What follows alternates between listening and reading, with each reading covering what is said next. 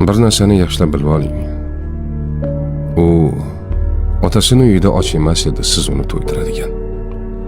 U otasini uyida kimsiz ham emas edi, siz kiyim olib berib minnat qiladigan.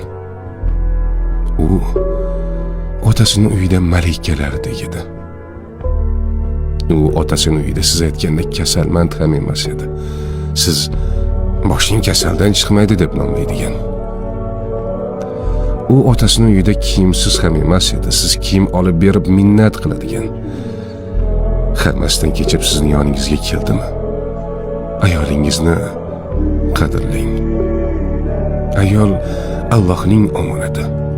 Uni xo'rlash omonatga xiyonatdir. Omonat qilib bergan zot bir kun omonatning ustida albatta